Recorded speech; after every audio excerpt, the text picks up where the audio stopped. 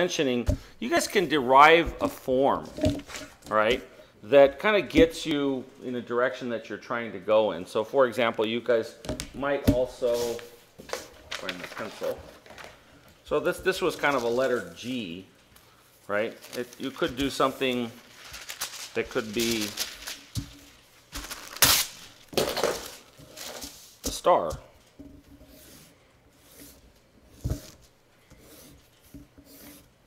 Okay, so both of these are just shapes.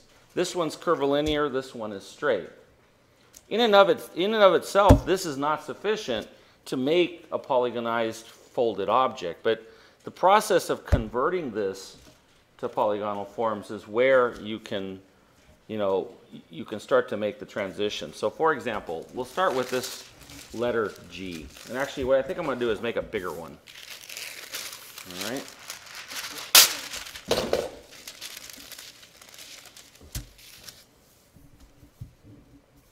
Or maybe it'd be better if I didn't do a letter, if it was just a form.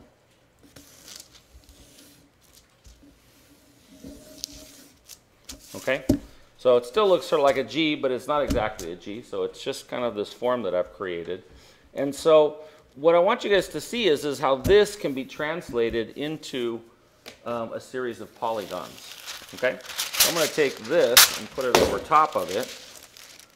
Right, and the very first step that I'm going to undertake is going to be in taking these curvilinear lines and turning them into straight lines. And so I'm going to take one and point at it like this. And I'm going to point another one this way. Take another one there.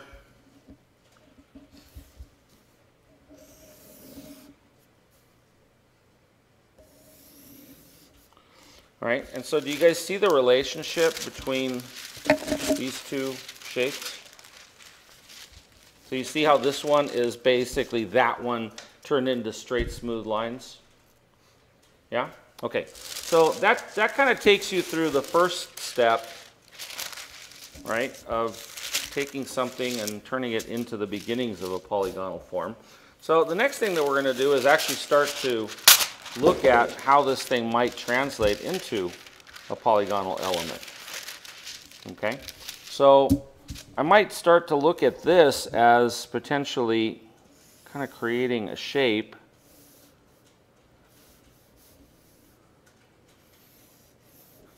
that could be something like this.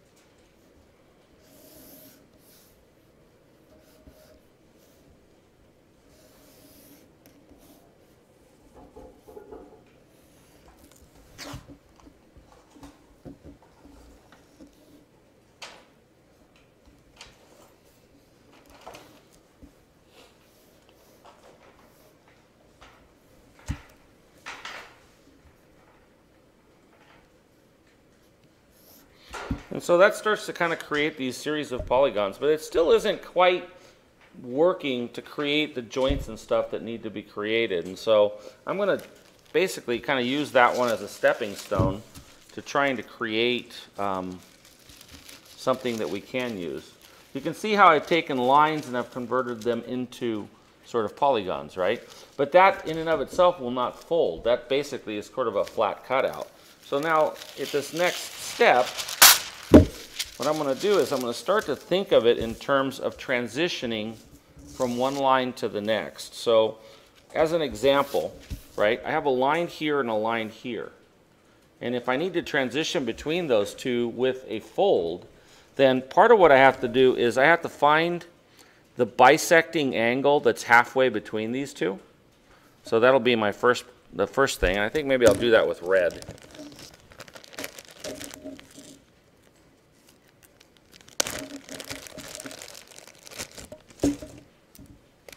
So an angle that's halfway between the two is about right there.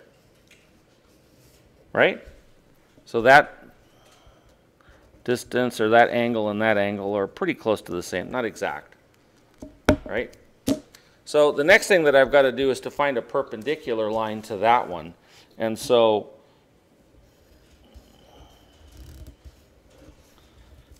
right there I've created a perpendicular line to that one. All right?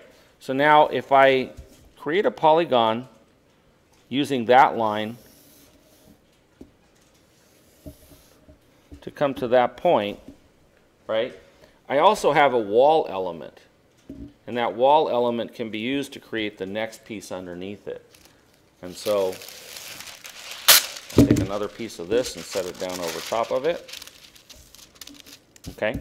Now the next piece is going to use halfway between these two, right? Between that line and that line. So that and that become the same angle. And then I've got to create a perpendicular line to that. So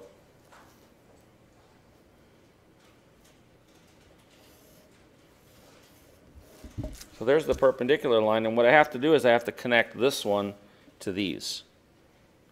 Okay? So this is coming along, and it's going to fold under, and then it's going to come this way.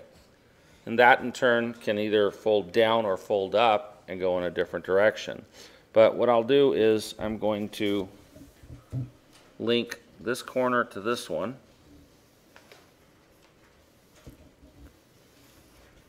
And then link this corner to this one. And that becomes my next form.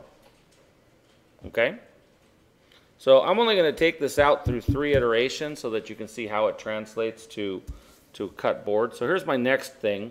So again, I'm going to take another piece of this, set it over top of it, and I'm going to find that interim angle between these two lines. Somewhere about like right there. Okay? And again, I have to do something that is perpendicular to these two, to this one. So I'm going to kind of draw a line. You see how it makes that cross? In each case, it's sort of making that cross. So then I'm going to take that point and connect it to those.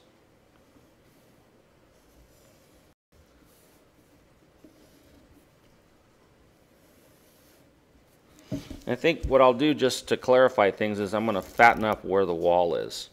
So there is where my wall is. I'll do that on the one underneath it. And actually, before I move this thing out of the way, I'm going to use a fine point, red, so that I can kind of outline what's beneath it. There's a line here.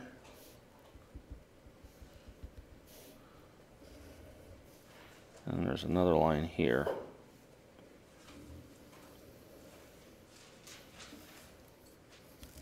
Okay.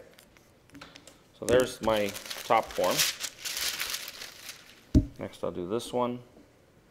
So my folding wall for this one, there's one at either end. Right? So there's one here. And one over here. This one is that one. Right? See? And just for the heck of it, I'm going to go ahead and do a fine line of the piece beneath it.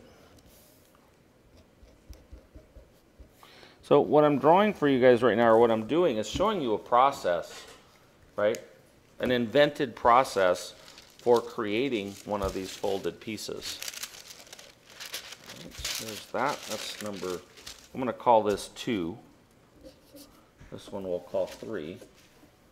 Right, so there is 2 and 3. And then finally I have 1. And 1 just simply has a 1 wall here. Okay? Does that make sense? So now I'm going to take these 3 pieces, and this one I'm going to label as 1, right? And I'm going to cut these out and start to create, 3 of the however many levels there are, because there's 1, 2, 3, 4, 5, there's 6 in this geometry, there's 6 levels. Okay? Notice that in every case, the forms are tapering. You see that? You see that in every case there are 2 acute and 2 obtuse angles? All right, I'm going to set these off to the side. How many minutes are we at? All right, go ahead and stop it.